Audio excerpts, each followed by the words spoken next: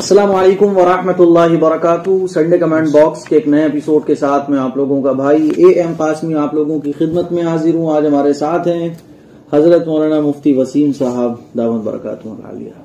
آج ہمارے یہ مہمان ہیں کیونکہ آج ہم سے ملاقات کے لیے یہ آئے اور ہماری مفتی صاحب سے بہت دنوں سے بات چیت تو ہے لیکن ملاقات نہیں ہو پائی تھی۔ سوچ رہے تھے کون میزبان بنے کون مہمان بنے، لیکن اللہ تعالیٰ نے یہ شرف مجھے عطا کیا اور مفتی صاحب میرے آج مہمان ہیں، لیکن بہت سارے ہدیے تحفے لے کر آئے ہیں مفتی صاحب۔ اور ماشاءاللہ جو پروگرام تھا اس کے بعد آج کے دن مفتی صاحب سے ملاقات کرنی تھی۔ بہت ساری خدمات ماشاءاللہ مفتی صاحب انجام دے رہے ہیں، اور میں آپ لوگوں کو بتا دوں مفتی صاحب کا ایک چینل ہے۔ مفتی صاحب اپنے چینل کے بارے میں سب سے پہلے بتائیے، کیونکہ مفتی صاحب نے جن ٹاپکس پر محنت کی ہے ان ٹاپکس پر تو میری بھی شاید کوئی ویڈیو نہیں ہے، تو یہ بہت اچھی بات ہے کہ مفتی صاحب کی جو محنتیں ہیں، خاص طور پر جو آج کل کے ڈاؤٹس ہوتے ہیں اسلام کو لے کر کہ اللہ کہاں ہے، اللہ کہاں رہتا ہے، اور ایسے بہت ساری چیزیں ہوتی ہیں جس کو لے کر تھوڑا سا مسلمانوں کو بدظن کیا جاتا ہے اسلام سے متعلق۔ مفتی صاحب سب سے پہلے تو ہم آپ کا بہت شکر گزار ہیں کہ 30-40 کلومیٹر کا سفر طے کر کے مفتی صاحب ملاقات کے لیے آئے، اور آج کا جو دن ہے وہ خاص کر مفتی صاحب کی ملاقات کی وجہ سے بڑا خوبصورت ہو جاتا ہے۔ کل کا تو خیر اور لوگ آئے تھے ماشاءاللہ، ہمارے ایک ساتھی ہیں مولانا عفان صاحب، ان کے والد صاحب کی طبیعت خراب ہو گئی جس کی وجہ سے ان کو بیچ میں ہی جانا پڑا۔ اللہ ان کے والد محترم کو صحت عطا فرمائے۔ مفتی صاحب تھوڑا سا چینل کے بارے میں اور اپنے بارے میں۔ نحمدہ و نصلی علی رسولہ الکریم، اما بعد۔ اللہ تبارک و تعالی حضرت مولانا مفتی صاحب کو صحت تندرستی عطا فرمائے، جزائے خیر عطا فرمائے۔ جیسا میں نے حضرت کے بارے میں سنا تھا، حضرت ماشاءاللہ اس سے بھی کئی گنا زیادہ با اخلاق ہیں، خوش اخلاق ہیں۔ اللہ تبارک و تعالی ہمیں بھی کچھ ان کی خوش اخلاقی سے حصہ لینے کی توفیق عطا فرمائے۔ اور ہماری جو ٹوٹی پھوٹی تھوڑی سی محنت ہے یوٹیوب کے اوپر، بس یہ ہے کہ علماء کو دیکھ کر اور حالات حاضرہ کی ضرورت کو پہچان کر ہم نے اپنی جانب سے تھوڑا بہت کام کرنے کی کوشش کی ہے۔ اللہ تبارک و تعالی دین کی خوب زیادہ سے زیادہ خدمات لینے کی توفیق عطا فرمائے، اور پروردگار حضرت مولانا اے قاسمی صاحب کی جو صحبتیں ہیں ان سے فائدہ اٹھانے کی بھی توفیق عطا فرمائے۔ بات دراصل یہ ہے کہ مفتی وسیم حسینی یہ ایک چینل ہے، سال بھر پہلے ہم نے اس کا آغاز کیا تھا، اور یہ کوئی روایتی یا رسمی چینل نہیں ہے۔ مقصد اس چینل کے شروع کرنے کا یہ تھا کہ آج حالات حاضرہ سے ہم کس طریقے سے ڈیل کریں، اور کیسے ہمارے نوجوانوں میں، ہماری قوم کے اندر جس طریقے سے نالج اس وقت کم ہوتی جا رہی ہے، دینی معلومات کی اس وقت جو ہے کمی ہوتی چلی جا رہی ہے، اور نئے نئے شکوک و شبہات باطل کی جانب سے بڑے پیمانے پر لوگوں کے سامنے پیش کیے جاتے ہیں، اور جس میں بہت سارے نوجوانوں کو اور بہت سارے ہمارے حالات حاضرہ کے اندر مسلمانوں کو الجھا کر اس طریقے کے شکوک و شبہات دے کر ان کے اسلام کے اندر ان کو جو ہے وسوسے پیدا کیے جاتے ہیں اور ان کے دین کو خراب کرنے کی کوششیں کی جاتی ہیں۔ تو بس ان چیزوں کو دیکھتے ہوئے اپنے بزرگوں کی دعاؤں کے ساتھ ہم نے یہ کوشش شروع کی اور یہ سلسلہ شروع کیا۔ اللہ تبارک و تعالی سے دعا ہے کہ پروردگار اس میں کامیابی عطا فرمائے۔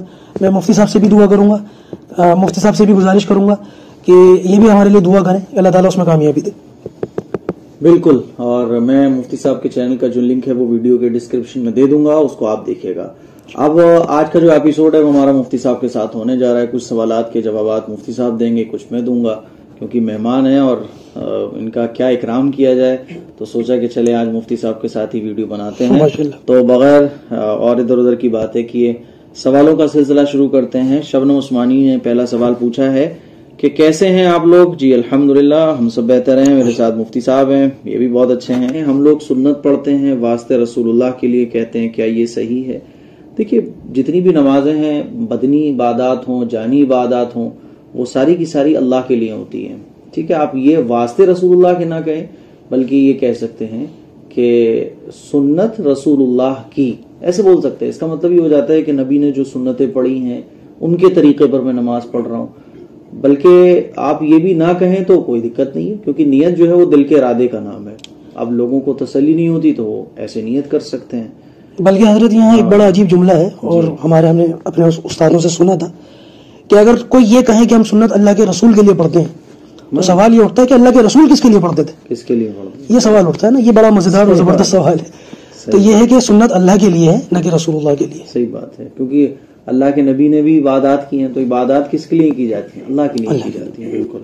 نمبر 2، جیسے قرآن شریف ہاتھ میں ہو اور کسی سے کوئی بات کہیں اور وہ کسی وجہ سے پورا نہ ہو تو کیا وہ گنہگار ہے؟ اب اس سلسلے میں جو میرے ذہن میں ہے، قرآن شریف ہاتھ میں لے کر اس نے اگر یہ کہا ہے کہ میں اس قرآن شریف پر ہاتھ رکھ کے کہتا ہوں کہ میں یہ نہیں کروں گا، یہ میں نے نہیں کیا، تو پھر وہ قسم کھا رہا ہے گویا کہ اللہ کے، کیونکہ قرآن جو ہے وہ اللہ کا کلام ہے، تو وہ قسم کھا رہا ہے اللہ کی.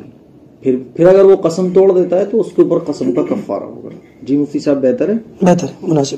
اچھا، اور ہمارے روزے بہت زیادہ چھوٹے ہوں اور وہ یاد نہ ہوں تو کیسے رکھے جائیں، یا پھر اس کا کوئی کفارہ ہے؟ جی مفتی صاحب. بھئی اس صورت کے اندر تو علماء کرام نے جو وضاحتیں کی ہیں وہ یہ ملتی ہیں کہ اگر کسی شخص کو اپنی چھوٹی ہوئی نمازیں یا چھوٹے ہوئے روزے یاد نہ ہو تو بہرحال آخری صورت یہی ہے کہ وہ اندازہ لگائے. یہ مفتی صاحب جی بالکل، اندازہ لگائے بغیر کوئی اور چارہ نہیں ہے. اندازہ لگائے کہ میرے کتنے روزے چھوٹے ہوئے ہیں. اندازہ لگانے کی صورت یہ ہو سکتی ہے کہ بندہ یہ سوچے کہ موٹی موٹی بات کہ میں شاید 15 سال کی عمر میں بالغ ہوا ہوں گا. بالغ ہونے کا اگر وقت یاد نہ ہو تو ایک الگ سی بات ہے، اگر وقت یاد ہو تو جس وقت سے وہ بالغ ہوا ہے اس وقت سے اندازہ لگائے، اور اگر وقت یاد نہ ہو تو موٹی موٹی بات یہ ہے کہ 14-15 سال کی عمر سے اپنے آپ کو بالغ تصور کرے، اور اس وقت سے لے کر کے اب تک جتنی اس کی عمر ہوئی ہے اس عمر میں کتنے روزے اس نے رکھے ہیں اور کتنے روزے اس کے چھوٹے ہیں، فرض روزے. اس صورت کے اندر ایک اندازہ ہی لگایا جا سکتا ہے کہ ہاں میں نے اتنے روزے رکھے ہوں گے اور میرے اتنے روزے چھوٹے ہوں گے.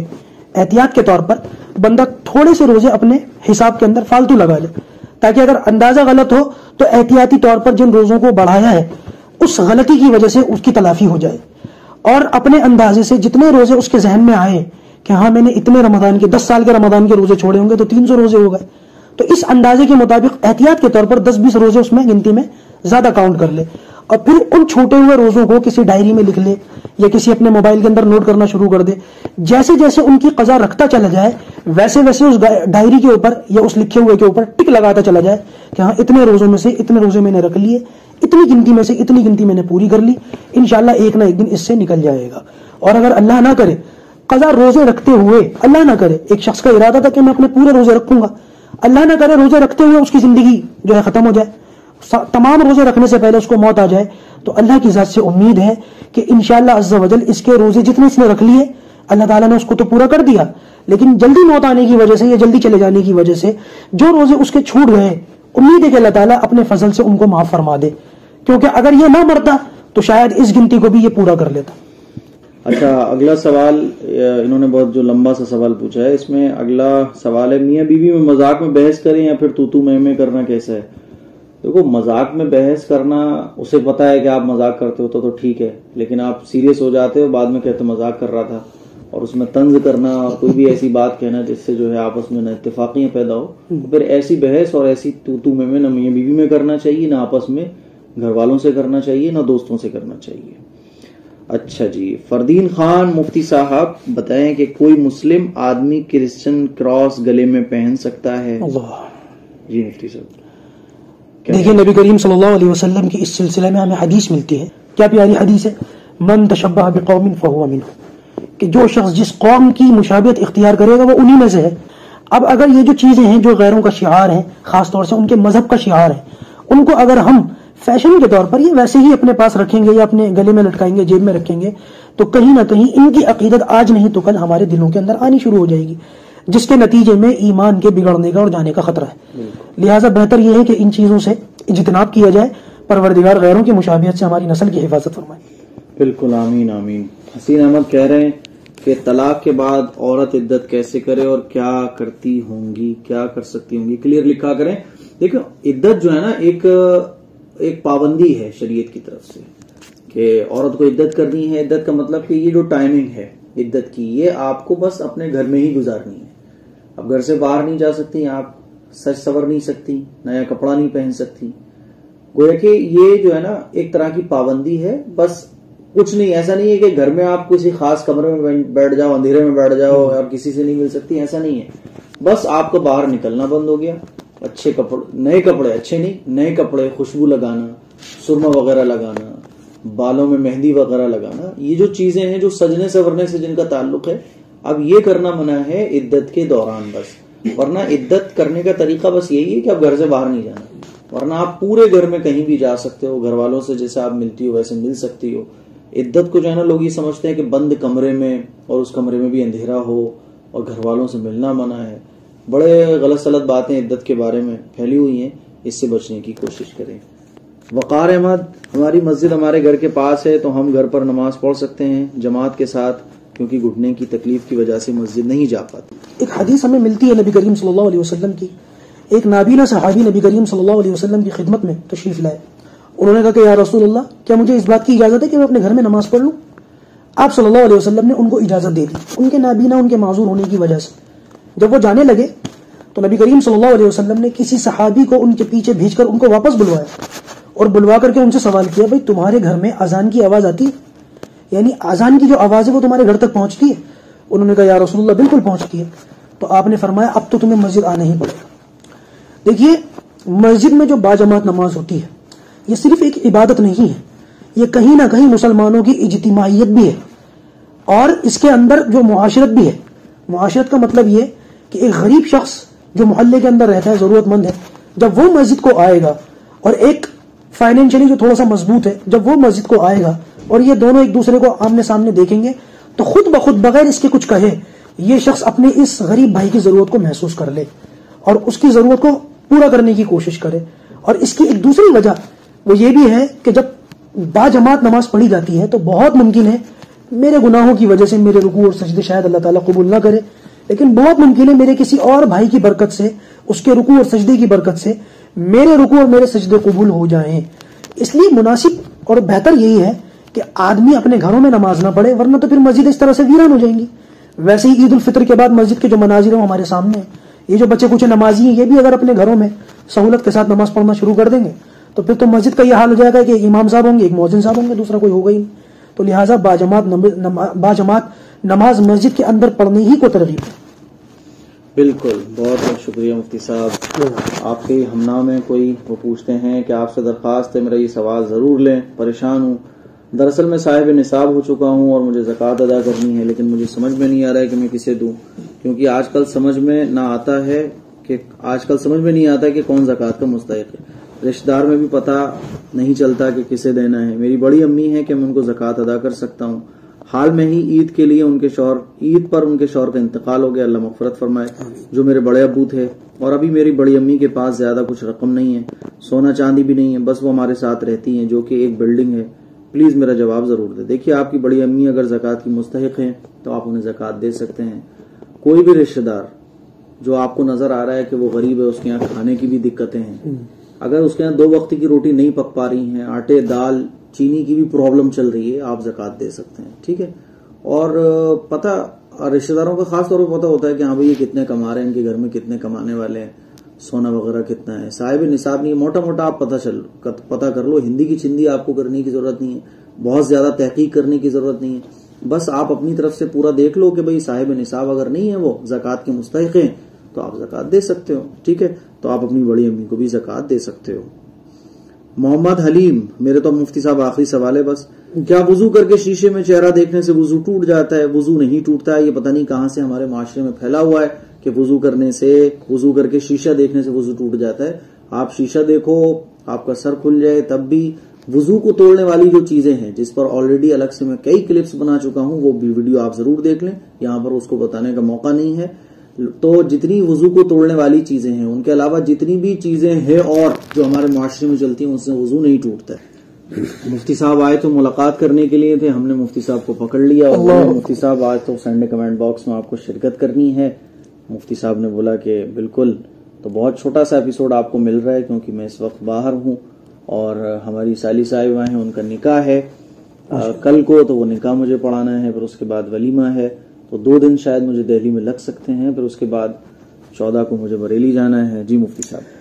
حضرت یہ تو ہمارے لیے سعادت اور خوش نصیبی کی بات ہے. ہم تو صرف حضرت سے ملاقات کے ارادے سے آئے تھے، میں اور میرے ایک ساتھی، لیکن یہ حضرت کی ذرہ نوازی ہے.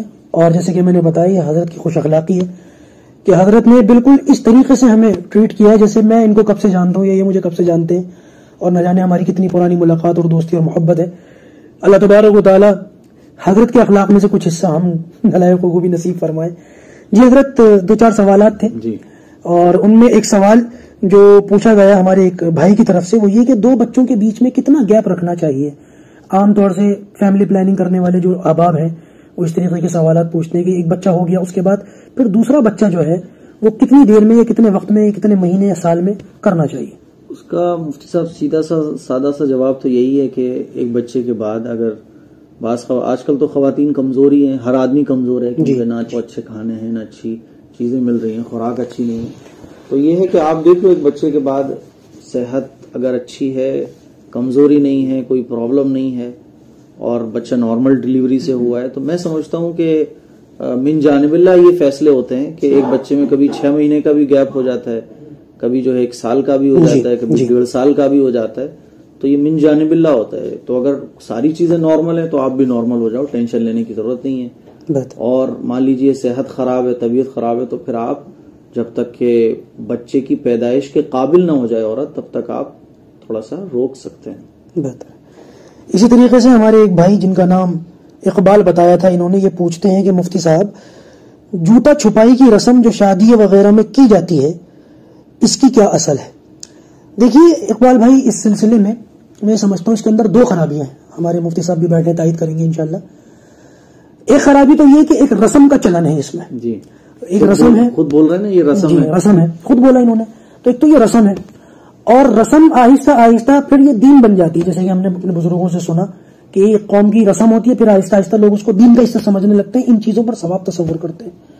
نمبر 2, اس کے اندر جب کچھ لڑکیاں کچھ خواتین اپنے بہنوں ہی کا جوتا وغیرہ چھپاتی ہیں تو اس کے بعد پھر ان سے ایک رقم کی ڈیمانڈ کی جاتی ہے.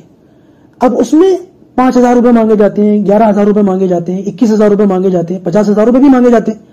اب یہ وہ رقم ہے جو آدمی اپنے دل سے نہیں دینا چاہتا, زبردستی اس کے اوپر کی جاتی ہے. ایک تو رسم کا چلن, اور نمبر 2 اس کے طیب نفس کے بغیر, پورے اس کے دل کی رضامندی کے بغیر اس سے رقم لینا, ڈیمانڈ کرنا, یہ دوسری چیز ہے. تو یہ 2 خرابیاں ہیں جس کی وجہ سے جہاں شادیوں کی دوسری رسومات کو ہمیں ختم کرنے کی ضرورت ہے, وہاں اس رسم کو ان دونوں خرابیوں کی وجہ سے ختم کرنے کی ضرورت ہے. ایک بھائی کا سوال تھا اور بڑا اچھا سوال تھا. انہوں نے پوچھا کہ بعض مرتبہ ہمارے سامنے کافروں میں سے کسی کا جنازہ جا رہا ہوتا ہے تو کافر کے جنازے کو دیکھ کر کے کیا پڑھنا چاہیے؟ آپ ہی بتائیں مفتی صاحب, میرے تو اس وقت ابھی ذہن میں نہیں. جہاں تک مجھے یہ ہے کہ بھائی اپنی موت یاد کرنا چاہیے اور یہ سوچنا چاہیے کہ ایک غیر مسلم کیوں ایمان کے بغیر اس دنیا سے چلا گیا اور کیوں میں اسے نہیں بچا پایا. ایک ایمان والے کو تو یہی سوچنا چاہیے. بالکل بالکل بہتر ہے, مناسب حضرت. بھائی یہی سوچے کہ بھائی یہ غیر جو ہے ایمان سے محروم چلا گیا, مجھے اللہ نے کم سے کم ایمان کی دولت دی ہے تو مجھے اسے بچانا, اپنے اس ایمان کو بچانے اور بنانے پر محنت اور غور و فکر کریں. ٹھیک ہے نا. ایک بھائی کا سوال تھا کیا مفتی صاحب کھڑے ہو کر کے غسل کر سکتے ہیں؟ ہمارے گھر میں وہ کہہ رہے ہیں شاور لگا ہوا ہے اور شاور کے اندر جو ہے بعض مرتبہ ہم کھڑے ہو کر کے ہی غسل کرتے ہیں اور ہمیں یہ پسند بھی ہے, تو اس طرح سے کیسا ہے؟ شریعت نے اس چیز میں اجازت دی ہے, اگرچہ بیٹھ کر غسل کرنا یہ زیادہ پسندیدہ ہے, لیکن چونکہ آج کل شاور وغیرہ پورا سسٹم ہی چینج ہو چکا ہے تو کھڑے ہو کر بہرحال شریعت نے گنجائش دی ہے, تو کھڑے ہو کر بھی آپ غسل کر سکتے ہیں. کیونکہ اب چونکہ باتھ روم ہی اتنے پردے میں ہو گئے ہیں کہ سوال ہی نہیں اٹھتا ہے بے پردگی کا, تو وہاں کھڑے ہو کے غسل کرنے کی گنجائش ہے. بہرحال ایک ہمارے بھائی ہیں, یہ آخری سوال ہے حضرت میری طرف سے, ہمارے ایک سبسکرائبر ہیں, انہوں نے سوال پوچھا تھا کہ داڑھی رکھنا اگر اچھا ہے تو جنت میں داڑھی کیوں نہیں ہوگی, یہ ان کا سوال تھا حضرت. اچھا, اس سلسلے میں حضرت 2-4 باتیں میرے ذہن میں ہیں. دیکھیے جنت کے اندر بہت سی ایسی چیزیں جو دنیا میں نہیں ہیں. مثال کے طور پر مرد کے اوپر سونا استعمال کرنا دنیا میں حرام ہے, جنت کے اندر ہوگا. ریشمی لباس استعمال کرنا مرد کے اوپر دنیا میں حرام ہے, جنت میں ہوگا. شراب دنیا کے اندر استعمال کرنا مرد کیا بلکہ سب پر حرام ہے, ہر مسلمان پر حرام ہے. لیکن جنت کے اندر پاکیزہ اور جو طاہر شراب ہے وہ پلائی جائے گی. وَسَقَاهُمْ رَبُّهُمْ شَرَابًا طَهُورًا. اسی طریقے سے دنیا کے اندر اور بہت ساری چیزیں, جیسے نیند ہے, دنیا کے اندر نیند ہے مگر آخرت کے اندر نیند کا, جنت کے اندر نیند کا کوئی تصور نہیں ہوگا. تو لہٰذا دنیا کے اندر داڑھی والا چہرہ یہ خوبصورت نظر آتا ہے, لیکن جنت کے اندر بغیر داڑھی والا جو چہرہ ہوگا وہ خوبصورت نظر آئے گا. اس کے علاوہ یہ بات اور سمجھنے کی ہے کہ دنیا کے اندر داڑھی آنے کے بعد کاٹی جاتی ہے, جو لوگ کاٹتے ہیں وہ آنے کے بعد کاٹتے ہیں. جنت کے اندر کاٹی نہیں جائے گی, جنت کے اندر تو داڑھی سرے سے ہی نہیں آئے گی. اسی لیے بہت ساری چیزیں جو دنیا کے اندر ان کا قانون الگ ہے, آخرت کے اندر ان کا قانون الگ ہے. دنیا کے معاملات علیحدہ ہیں, آخرت کے معاملات علیحدہ ہیں. اور ایک چیز یہ بھی ہے مفتی صاحب کہ دنیا کے اندر چونکہ داڑھی رکھنا ایک عبادت ہے اور دنیا کے اندر جتنی بھی عبادات ہیں وہ بندوں پر شاق گزرتی ہیں، بہت عمدہ ہے نا. تو جو چیزیں شاق گزرتی ہیں انہی کو اللہ کے نبی نے حدیث میں ذکر کیا ہے کہ اللہ تعالیٰ نے بہت ساری ایسی چیزیں جو ایسی ہیں جو بندوں کو پسند نہیں ہیں، اللہ تعالیٰ نے جنت پر ان چیزوں کا پردہ ڈال دیا ہے جو بندے کو پسند نہیں آتی ہیں، اور جہنم پر ان چیزوں کا پردہ ڈال دیا ہے جو بندے کو پسند آتی ہیں. تو داڑھی جو ہے عبادت کے قبیل سے ہے، اور چونکہ اس دنیا میں بندوں کو پسند نہیں آتی ہے، پسند آتی ہے کہ کوئی کلین شیو ہو، تو ظاہر ہے اللہ تعالیٰ نے بندوں کی خواہشات کو سامنے رکھا ہے کہ دیکھو اس دنیا میں میرے مطابق گزار لو، آخرت میں پھر میں تمہارے مطابق تمہیں دے دوں گا. تو ایک بات یہ بھی سمجھ میں آتی ہے. بہرحال ایسے جو سوالات ہیں میں سمجھتا ہوں کہ علم کے لیے پوچھے جائیں تو بہت اچھا ہے، لیکن خام خواہ بس ایسے ہی پوچھے جائیں تو ان کا کوئی فائدہ نہیں بنتا ہے، کیونکہ دنیا کے اور آخرت کے سارے اصول اور ضابطے ہی کوئی یہ کہنے لگے کہ دنیا میں ایسا ہے آخرت میں ایسا کیوں نہیں ہوگا. بالکل، تو ہر جگہ کا سسٹم الگ ہوتا ہے. لیکن ہمارے یہاں سوئچ نیچے کھلتا ہے، دوسرے ملکوں میں سوئچ اوپر کھلتا ہے. بالکل، بولے یار یہاں اوپر کیوں نہیں کھلتا ہے؟ تو یہاں کا سسٹم یہ ہے، وہاں کا سسٹم وہ ہے. تو یہ کچھ سوالات تھے. ماشاءاللہ مفتی صاحب کے ساتھ ایپیسوڈ شوٹ کرنے میں بہت مزہ آیا اور بہت اچھا لگا، اور بھی انشاءاللہ بہت ساری باتیں ہوں گی جس کو ہم آپ لوگوں سے شیئر ضرور کریں گے. دعاؤں کی گزارش ہے اس کلپ کو ضرور شیئر کریں، اور تھوڑی سی وائس پرابلم ہو تو ایڈجسٹ کر لیجیے گا. السلام علیکم ورحمۃ اللہ وبرکاتہ. وعلیکم السلام.